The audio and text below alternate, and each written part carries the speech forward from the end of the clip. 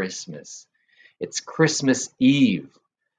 And I hope you're getting ready. Ready for what? Well, for Christmas, of course.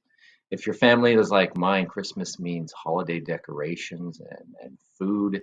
It means presents and extended family coming over.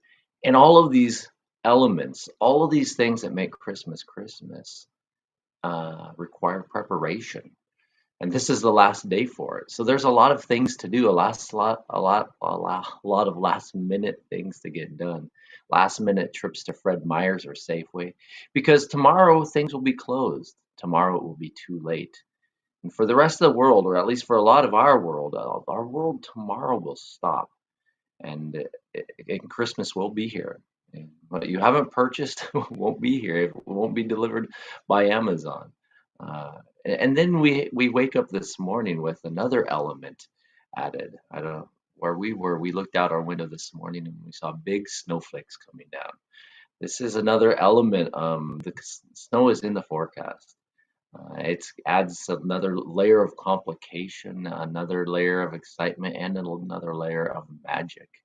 And I don't say all this to get you stressed out. I say this because, in a lot of senses, it's like uh, Christmas is a show, and the show's about to start. The show's about to go on. We went to the Nutcracker, Shaham Dance Academy's performance of the Nutcracker, and it was pretty well done. It was really cute and really good. But I couldn't help but think of all the ballerinas backstage and all the things going on, the preparation. It's a lot like our houses are being on this Christmas season. But this is not the first Christmas that took a lot of preparation. There's been come Christmases for centuries, and when we think about the very first Christmas, now those the preparations for the very first Christmas actually took centuries and centuries and centuries for for everything to be ready. Paul tells the Galatians in Galatians 4:4, he says, when the fullness of time had come, God sent forth his son, born of a woman. Now, obviously, he's getting into the Christmas story. He's referring to God incarnate, Jesus coming down in human form. The Apostle John tells us in the first chapter of John, John chapter 1, verse 14, it says, and the Word became flesh and dwelt among us, and we beheld his glory, the glory as of the only begotten, as the only begotten of the Father, full of grace and truth. When the fullness of time had come, God sent his son, born of a woman. The Word became flesh, it dwelt among us. When did this happen? It happened at its appointed time. It happened in the fullness of time, and after centuries and centuries of preparation. For the virgin birth was first referenced in Genesis 3, but first things had to be done. And you've had to have, and if you look at the story of the world from Genesis, you saw how when sin entered the world, sin corrupted the hearts of mankind, and sin enslaved us. And so God had a long history with all of mankind where he just, okay, he left us to our own devices in a sense. Here's some basic rules. Be guided by your own consciousness, by your own conscience. And it didn't work out very well. Sin so corrupted the world that he had to start over. Things went from bad to worse. He had to start over after the flood. And then he selected his own special people as a way to show the rest of the world what life with God, life under God, life following God could be like, the fullness of life, how God takes care of us, and the freedom that we have. But it wasn't long until sin corrupted that as well, before his chosen people began believing that they were chosen and set apart because they were better, because they deserved it. God gave them the law, showing them this is exactly how people are to live so that they can please me. Well, they began to believe that for God's blessing you had to deserve it. So that we see sin in the background since Genesis 3. It's insidious, it's corrupting, forever corrupting the hearts of mankind.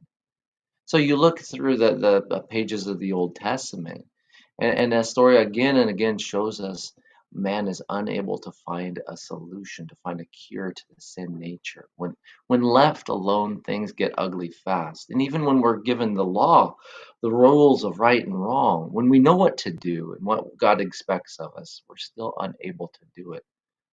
This is the way the people were corrupted and conquered from within. Talking about the people of Israel before they were conquered from external forces or external armies. Before they were enslaved politically, they were enslaved spiritually. It's a dark scene, but in the fullness of time, a star in Bethlehem, and the show began. All the preparations that needed to be done had been done, and it was showtime.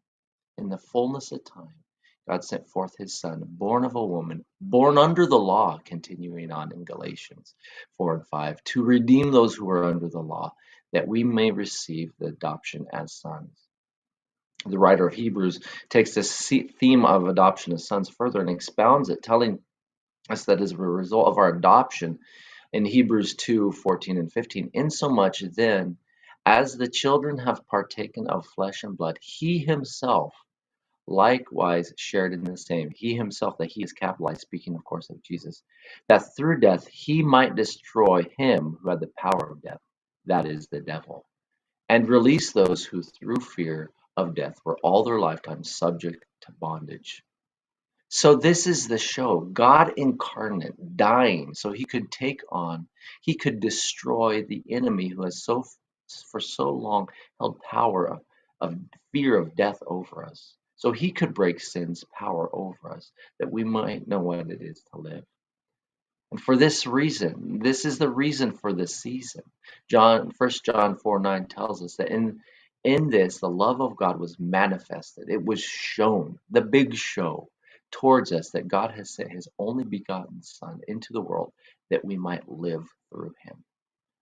So as the world calms down, as the checklists get done, as things quiet down and people come around and we're celebrating, let us remember that this is about Jesus. This is about his coming. This is about him coming and breaking the bondage of sin, him freeing us so that we may live.